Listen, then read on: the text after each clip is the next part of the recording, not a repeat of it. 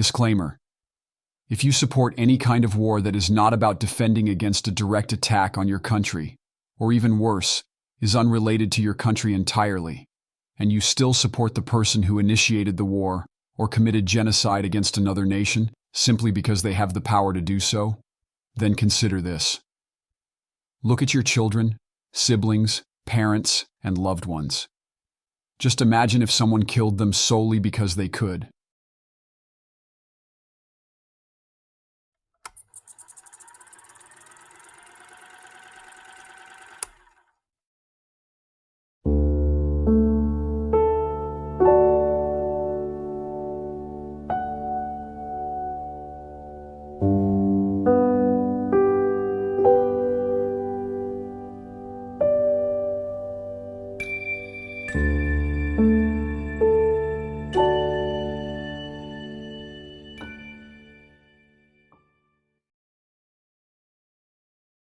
There is a great nation. This nation has a remarkable history, marked by influential figures in music, science, literature, and various other fields. Throughout its history, it has weathered significant turbulence, unique to few other nations. However, within this nation, there exists a group that is causing widespread harm, akin to a cancerous force eroding the nation's integrity. This group is corrupting the minds of the nation's bright and talented individuals, perpetuating the same evils that once threatened to destroy the nation. The group is called the Two-Faced Evil. It managed to establish a new country by displacing another nation from its land. They successfully occupied the territory, resettled many of their own people there, and ultimately formed a new nation. This achievement was truly remarkable, as neighboring nations were unable to reclaim the land for the defeated nation. Following its establishment, the group's nation entered a period of significant expansion. The territories of the defeated shrank, and their people scattered in search of refuge. In contrast, the group's realm flourished, as its population swelled with those who reclaimed their ancestral homelands. However, the group's ambitions remained unsatisfied.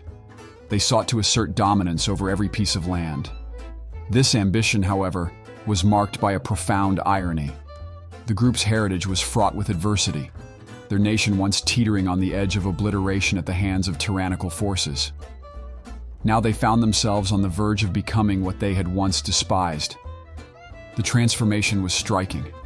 The victim had assumed the role of the aggressor, the once devastated now becoming the destroyer. The group devised a cunning strategy known as the Two-Faced Evil Plan.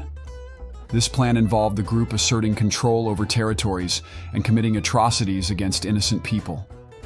However, whenever foreign nations attempted to exert pressure on the group, they would deflect criticism by highlighting their nation's own historical suffering and by portraying themselves as victims of past injustices.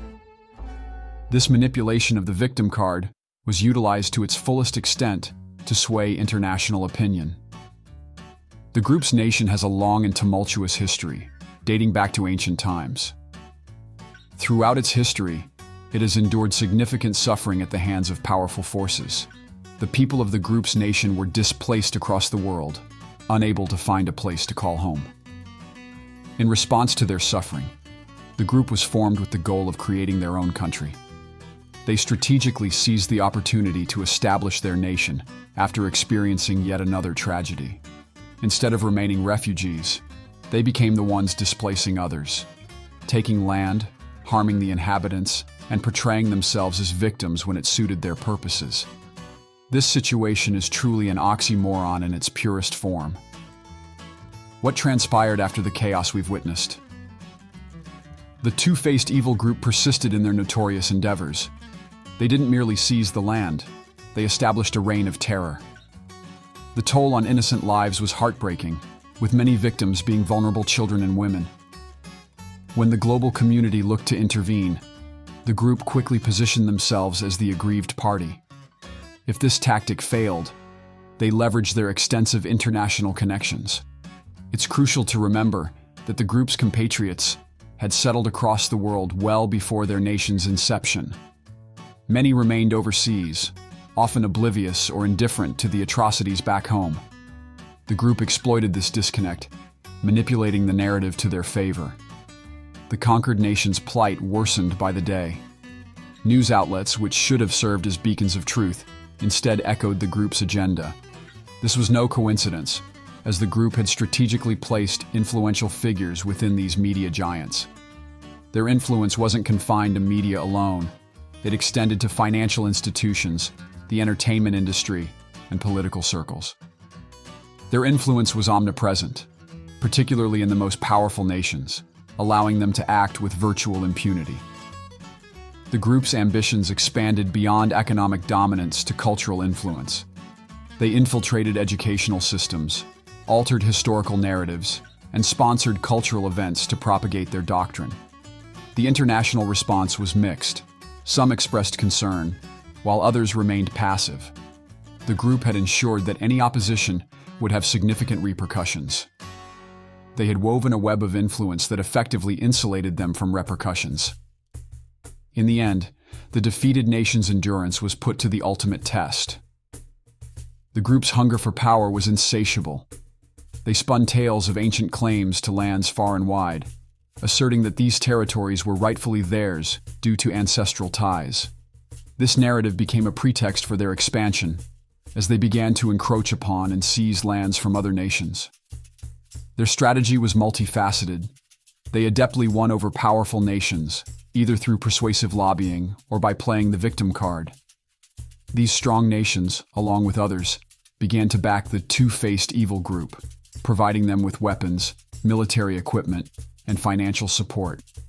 In essence, they were endorsing the group's acts of aggression and injustice. As time passed, the group's ambitions and territories swelled. They were not content with mere land.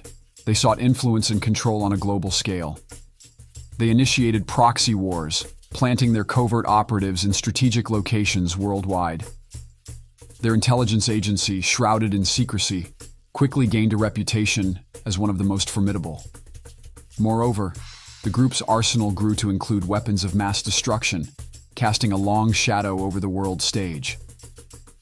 The group had been able to act with impunity for a long time.